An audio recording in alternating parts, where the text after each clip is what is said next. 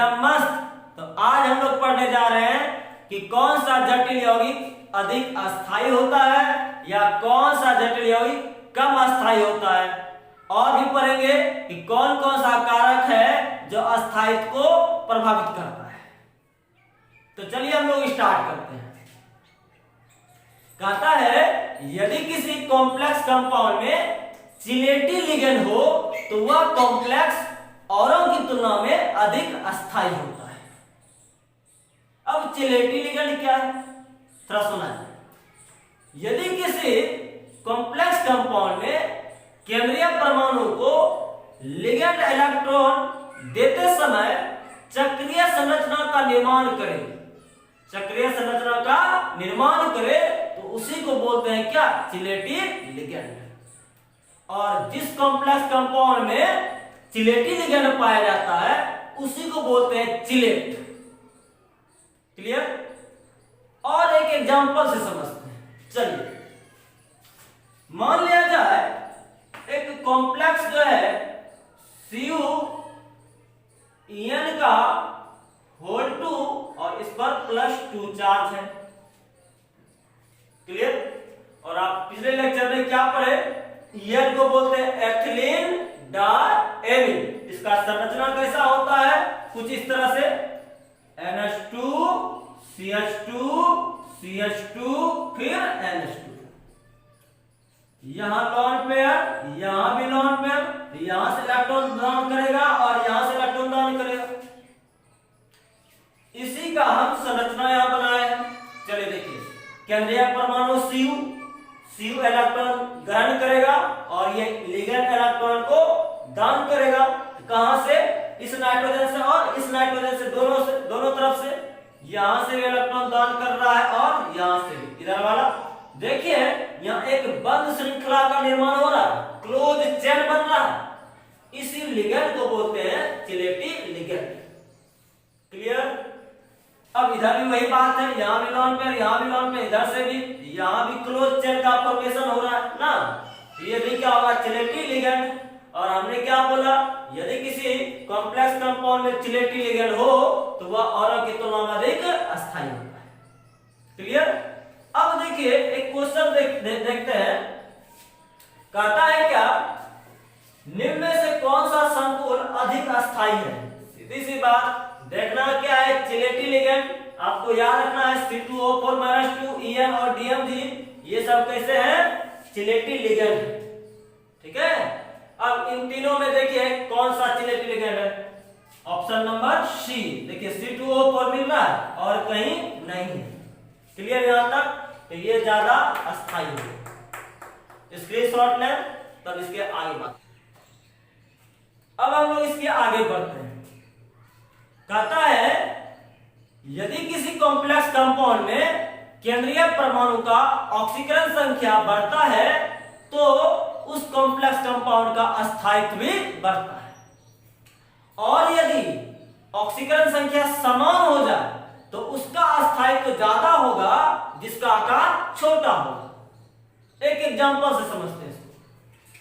मान लिया जाए आपके पास जो है FeH2O का होल 6, इस पर +3 चार्ज है, और दूसरा जो आयन है FeH2O का होल 6 है और इस पर +2 चार्ज है। दो कॉम्प्लेक्स आयन दिया हुआ है।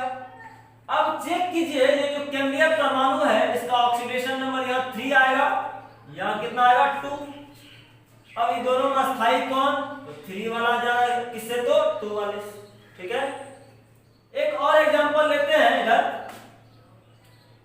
NiCl का होल 4 -2 है और इधर है CuCl का होल 4, यहां -2। अब थोड़ा चेक कीजिए ऑक्सीडेशन नंबर इसका कितना कितना होगा। Na का -4 लाना है -2 तो आएगा +2, यहां भी आएगा +2। यहां देखा जाए केंद्रीय परमाणु का ऑक्सीडेशन नंबर 7 है। अब कैसे फाइंड करेंगे, तो दूसरा रूल कहता है क्या, यदि ऑक्सीकरण संख्या समान हो तो जिसका आकार छोटा होगा वह ज्यादा अस्थायी होगा। चलिए देखिए आकार किसका छोटा है, Na+2 और Cu+2 में। आपको पता होगा आवर्त में जब बाएं से दाएं जाते हैं तो आकार क्रमशः घटता है। चलिए देखिए Na और Cu में किसका आकार कम है, आवर्त सारणी में Na लेफ्ट साइड और Cu का राइट साइड, तो इसका आकार क्या हो जाएगा, छोटा, और इसका आकार क्या हो जाएगा, बड़ा। जिसका आकार बड़ा वो कम अस्थाई ना, और जिसका आकार छोटा वह ज्यादा अस्थाई, यानी ये वाला ज्यादा अस्थाई होगा। समझ में आया? इतना स्क्रीनशॉट लें तब आगे बढ़ते हैं।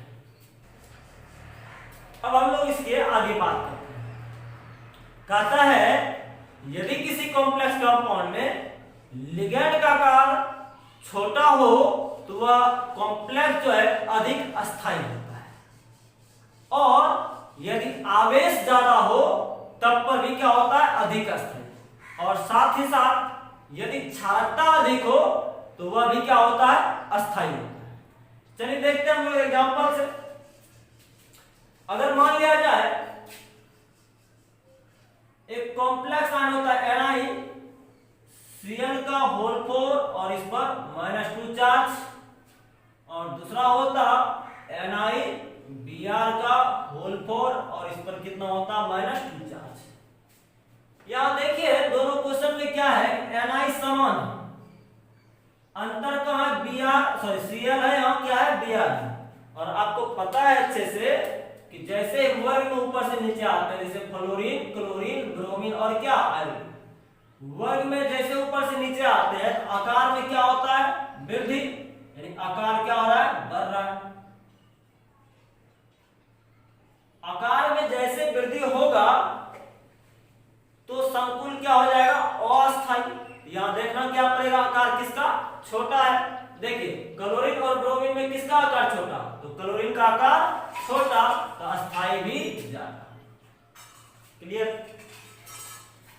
अगर मान लिया जाए कोई सेंट्रल एटम के साथ में मान लो Cl- जुड़ा हुआ है और SO4 -2 जुड़ा हुआ है, तब कैसे डिसाइड करेंगे, तब देखेंगे चार्ज को, चार्ज कहां ज्यादा, -2 ज्यादा, इसका अस्थाई ज्यादा होगा। ठीक है, अब आगे बात करते हैं जिसका क्षारकता ज्यादा उसका अस्थायित्व भी ज्यादा। मान लिया जाए Na है, यहां H2O लगा हुआ है, यहां 4 है और इस पर +2 चार्ज। दूसरा है NiNH3 का होल 4 और इस पर भी +2 चार्ज। अब देखिए यहां तो साइज का पता नहीं कर पाएंगे ना, तो यहां क्षारकता देखना पड़ेगा। देखिए H2O और NH3, अब डिसाइड करेंगे क्षारकता किसका ज्यादा है। आपको पता होगा इसके पास कितना लोन पेयर, 1, और इसके पास कितना, 2 ना। अब देखिए क्षारकता उसका ज्यादा होता है जो H+ आयन जल्दी से ग्रहण करता है। मान लो H+ यहां, इसका मतलब है इसके पास एक भी इलेक्ट्रॉन नहीं है, ये सब सिखा दिया गया है।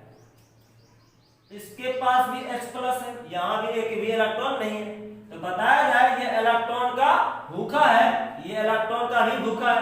तो यहां बताया जाए 2 इलेक्ट्रॉन तो खाली में, 4 इलेक्ट्रॉन खाली, मतलब 2 लोन पेयर है, यहां भी 1 लोन पेयर है, तो यहां क्या होगा, यहां जल्दी अटैक करेगा, यहां धीरे धीरे ना, तो इसका क्षारकता ज्यादा होगा, इसका क्षारकता ज्यादा होगा, अस्थाई भी ज्यादा।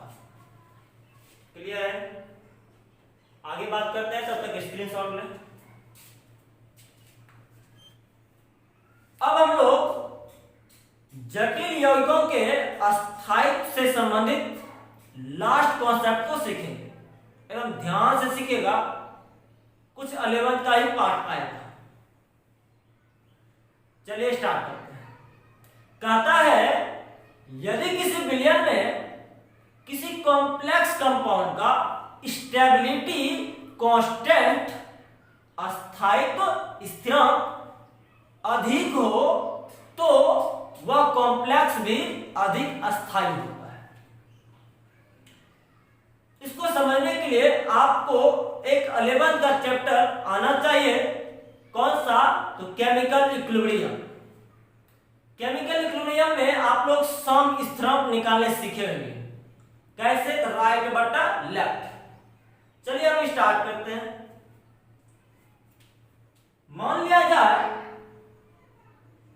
M सेंट्रल एटम है और यह 4 लिगेंड के साथ अभिक्रिया कर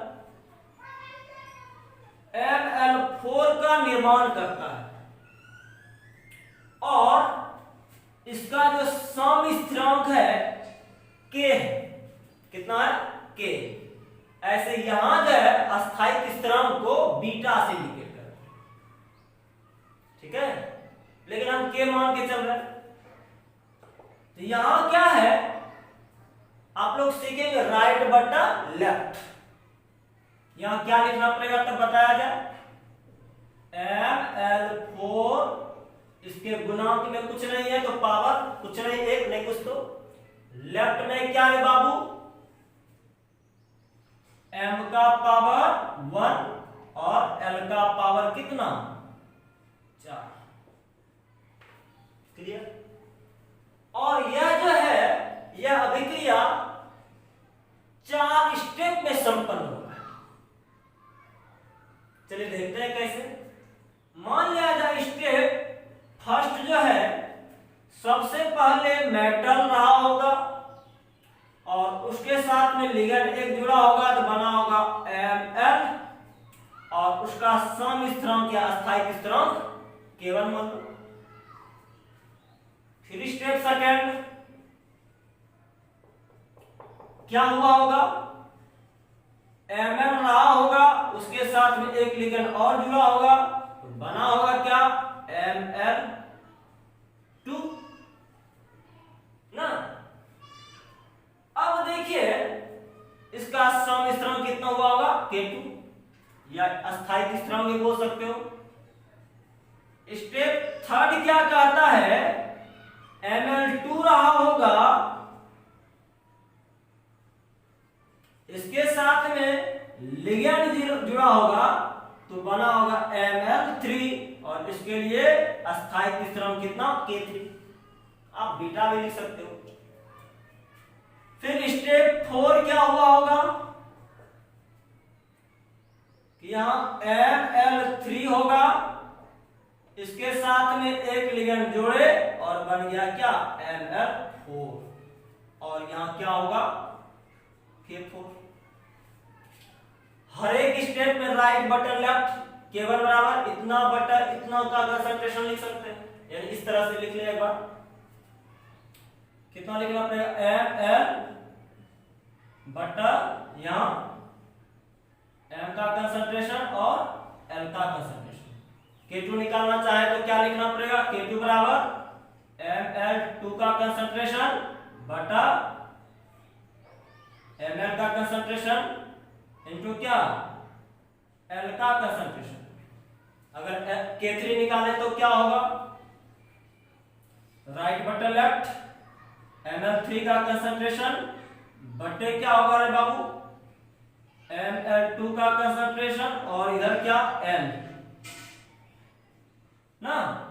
फिर अगर हम K4 लिखना चाहें तो क्या होगा? तो क्या हो जाएगा? Ml4 बटे Ml3 और यहां क्या? L का कंसंट्रेशन ना। अब देखिए आप लोग को याद आता होगा कि यदि कोई अभिक्रिया सेवरल स्टेप में हो, यानी एक से अधिक पद में संपन्न हो, तो जो मुख्य अभिक्रिया होता है उसका सम स्थिरांक सभी सम स्थिरांक के गुणनफल के बराबर होता है। अगर नहीं याद आता है तो एक बार देख लीजिए। मान लिया जाए A से B बना और इसके लिए सम स्थिरांक K1 है और K1 बराबर क्या लिखते हो आप? B का कंसंट्रेशन बटा A का कंसंट्रेशन। क्लियर। और दूसरे स्टेप में कहता है बी से बना सी, यहां होता K2, यहां लिखते C बटा B, यानी C का कंसंट्रेशन बटा B का कंसंट्रेशन। और आपसे पूछा जाता है, बताया जाए A से C का सम स्थिरांक क्या होगा। तो बड़ा आसान है, ये दोनों को गुना कर दो, बन जाएगा K। थोड़ा देखते हैं K बराबर क्या होता, K बराबर C बटा A, C बटा A, या ऐसे कहें C बटा A कब आएगा, जब इन दोनों को गुना कर दिया जाए, B का कंसंट्रेशन बटा A का कंसंट्रेशन गुना C का कंसंट्रेशन बटा B का कंसंट्रेशन। यहां देखिए B और B कैंसिल हो जाएगा, तो आप इसके बदले क्या लिख सकते हैं K1, और इसके बदले क्या लिख सकते हैं K2, यानी K बराबर K1 गुना K2। यही कॉन्सेप्ट यहां लगाया जाए, ये जो आप K निकालना चाहते हैं सभी का गुणनफल होगा, तो हम लोग लिखेंगे संपूर्ण स्थायित्व स्थिरांक, क्या बीटा या K, दोनों में से चलेगा कोई भी, K या बीटा, क्या होता K1 गुना K2 गुना K3, ऐसे आगे भी गुना K4 डॉट डॉट डॉट, और अगर जरूरत पड़ता तो ना। एक बात यहां ध्यान देने लायक है, क्या ध्यान देने लायक है, ये जो K1 है ये ज्यादा होगा K2 से, और K2 ज्यादा K3 से, और K4 से ऐसे ही आगे रहे। कारण क्या है थोड़ा समझिए। एक बार बताओ, यहां क्या हो रहा है, लिगेंड की संख्या बढ़ रहा है, पहले एक था, फिर 2 आया, फिर 3 आया, फिर 4 आया, लिगेंड की संख्या बढ़ रहा है, तो लिगेंड जब इलेक्ट्रॉन देगा तो इलेक्ट्रॉन इलेक्ट्रॉन के बीच क्या होगा, प्रतिकर्षण, प्रतिकर्षण होगा तो ऊर्जा क्या हो जाएगा, बढ़ जाएगा, और स्टेबिलिटी घट जाएगी। क्लियर है, यानी कहने का क्या है, ये स्टेबिलिटी कांस्टेंट क्या हो रहा है, घट रहा है। K1 ज्यादा किससे, K2 से, K2 ज्यादा K3 से, K3 ज्यादा K4 से। क्लियर है। अब आगे बात करते हैं, इसी कॉन्सेप्ट का एक हम एग्जांपल ले रहे हैं, ध्यान से सुनिए। यहां जो है कहता है कॉपर आयन और अमोनिया के जुड़ने से एक कॉम्प्लेक्स आयन का निर्माण हो रहा है। कॉपर आयन और अमोनिया के जुड़ने से क्या बन रहा है, एक कॉम्प्लेक्स आयन बन रहा है। तो आप लोगों ने क्या सीखा, ये जो ये सम स्थिरांक या स्थायित्व स्थिरांक स्टेबिलिटी कांस्टेंट बीटा है, कैसे निकालते हैं, राइट बटा लेफ्ट। चलिए देखते हैं इसको। अच्छा एक बात बताओ, यहां 4 लिगेंड है, कितना स्टेप से गुजरा होगा, 4 स्टेप से है। यहां K लिखो या बीटा लिखे, बात क्या होगा सेम, राइट बटा लेफ्ट। यहां किसका कंसंट्रेशन, CuNH3 का होल 4, इस पर +2 चार्ज, और नीचे क्या आता बाबू, Cu+2, और यहां आता NH3 का कंसंट्रेशन का पावर 4। समझ में आया। अब इसका मान अगर 2 बार दिया हो, कहीं ज्यादा कहीं कम, तो जहां ज्यादा होगा स्टेबिलिटी कांस्टेंट, वह कॉम्प्लेक्स ज्यादा स्टेबल होगा। लेकिन कभी कभार क्या होता है, आपको स्टेबिलिटी कांस्टेंट ना देकर वह वियोजन स्थिरांक दे देता है। कभी कभार निर्माण का स्थिरांक ना देकर वह वियोजन वाला दे देता है। तो चलिए इसको भी सीख लें। मान लिया जाए यही अभिक्रिया इस तरह से हो रहा है, वियोजित हो रहा है, CuNH3 का होल 4 है और इस पर +2 चार्ज है। या वियोजित हो रहा है, टूट रहा है, किसमें किसमें, Cu+2 और 4NH3। तो देखा जाए इसके लिए अगर हम सम स्थिरांक निकालें, राइट बटा लेफ्ट, देखिए इन दोनों में रिलेशन निकालना है, हम ध्यान से देखिएगा। यहां क्या लिखते हैं हम, के बराबर क्या होता, राइट बटा लेफ्ट, Cu+2 का कंसंट्रेशन और NH3 का पावर 4 का कंसंट्रेशन, और नीचे में क्या होता, CuNH3 का होल 4 इस पर +2 का कंसंट्रेशन ना। अब देखिए ये क्या है, ये निर्माण का स्थिरांक है और ये क्या है, वियोजन स्थिरांक है। एक और कॉन्सेप्ट अलेवंथ का, अगर मान लिया जाए एक अभिक्रिया A से B के लिए K1 और तो पूछा जाता है B से A, तो आप लोग क्या करते थे, K बराबर 1/K1, यानी अगर जुड़ने का K1 तो टूटेगा क्या, उसका उल्टा, यानी रिएक्शन को पलटाएंगे तो सम स्थिरांक भी पलट जाता है। तो इसके लिए अगर हम दोनों रिलेशन निकालें तो ये क्या था, वियोजन स्थिरांक, विघटन स्थिरांक, और ये क्या था, स्टेबिलिटी कांस्टेंट। तो हम लोग लिखेंगे अस्थायित्व स्थिरांक यानी बीटा बराबर 1 बाय क्या लिखेंगे, विघटन स्थिरांक।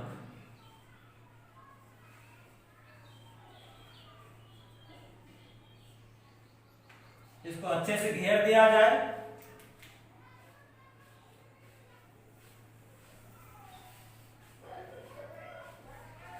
समझ में आया हम लोगों ने क्या क्या किया, एक बार देख लिया जाए। हमने क्या बोला, यदि विलयन में किसी कॉम्प्लेक्स कंपाउंड का स्टेबिलिटी कांस्टेंट ज्यादा होता है तो वह कॉम्प्लेक्स क्या होता है, ज्यादा स्टेबल होता है ना। कैसे हम लोगों ने ज्ञात किया, 11th के चैप्टर कौन से थे, एक सम स्थिरांक नाम का चैप्टर, वहां इक्विलिब्रियम कांस्टेंट के निकालते थे राइट बटा लेफ्ट। तो राइट बटा मान लिया जाए क्या, एक रिएक्शन M प्लस 4L यहां बन रहा था Ml4, तो राइट बटा लेफ्ट। इसके लिए हम लोग को सम स्थिरांक का वैल्यू निकालना था ना, इस तरह से निकाला। और यहां ध्यान देना था क्या क्या था, K1 जो होगा K2 से ज्यादा, K2 ज्यादा K3 से, और K3 K4 से। क्यों, क्योंकि लिगेंड की संख्या क्या हो रहा था, बढ़ रहा था। लिगेंड की संख्या बढ़ेगा तो प्रतिकर्षण बढ़ेगा, प्रतिकर्षण बढ़ेगा तो ऊर्जा भी बढ़ेगा और स्टेबिलिटी घट जाएगी उस टाइम ना। इसलिए इसका स्टेबिलिटी कांस्टेंट भी क्रमशः क्या हो रहा था, घट रहा था। यहाँ दो बात हम लोगों ने सीखा, एक संपूर्ण जो है अस्थायी स्थिरांक सभी स्थिरांक के गुणनफल के बराबर होते हैं, और ये जो पहला वाला था वो ज्यादा होगा दूसरे से, दूसरा वाला तीसरे से, तीसरे वाला चौथे से। और यहाँ एक चीज सीखे कि अस्थायी स्थिरांक जो है विघटन स्थिरांक के व्युत्क्रम। क्लियर है, तब तक स्क्रीनशॉट में आगे चलते हैं। अब हम लोग इस कॉन्सेप्ट पर एक सवाल करते हैं, चलिए देखा जाए।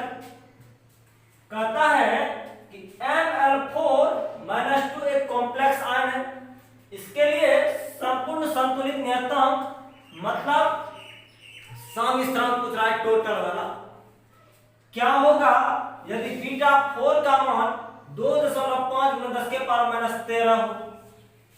अभी आपने क्या सीखा, सम स्थिरांक मतलब अस्थायी स्थिरांक, इसी को हम लोग बीटा बोलते हैं ना, और उसका वैल्यू कितना दे रखा है, 2.5 × 10⁻⁻13। अब देखिए ध्यान से, यहां लेकिन बीटा 4 दिया हुआ है और पूछ रहा है संपूर्ण, संपूर्ण मतलब चार का ही पूछ रहा है, यहां भी 4 का पूछ रहा है, तो दोनों आपस में क्या होगा, बराबर। कैसे पूछ रहा है 4 का, देखिए M में 4 बार लिगेंड जुड़ा होगा तब जाकर यह कॉम्प्लेक्स आयन बना होगा, नहीं तो संपूर्ण का मतलब लास्ट वाला यानी चौथा पूछ रहा है, तो बीटा 4 दिया हुआ है, इसका मतलब है कि K4 पूछ रहा है, दोनों आपस में क्या हो जाएगा, बराबर ना। समझ में आ गया होगा। तो आज हम लोगों ने क्या पढ़ा, ये पढ़ा कि किसी कॉम्प्लेक्स कंपाउंड का स्टेबिलिटी कैसे फाइंड करते हैं। क्या क्या देखा हम लोगों ने, पहले बात में सिलेक्टिव लिगैंड हो तो वह अधिक अस्थायी, अगर मान लिया जाए ऑक्सीडेशन नंबर बढ़े कैरियर परमाणु का तो वह भी ज्यादा अस्थायी होगा। अगर ऑक्सीडेशन नंबर सेम तो देखते थे जिसका आकार छोटा हो वह ज्यादा स्टेबल। इसके बाद हम लोगों ने क्या देखा कि यदि लिगैंड का आकार छोटा हो तो वह ज्यादा स्टेबल, या ज्यादा आवेश हो ज्यादा स्टेबल, या ज्यादा क्षारीय हो तब पर भी ज्यादा स्टेबल। और लास्ट में हम लोगों ने क्या देखा, जिसका स्टेबिलिटी कांस्टेंट ज्यादा होगा वह कॉम्प्लेक्स कंपाउंड ज्यादा स्टेबल होगा। क्लियर।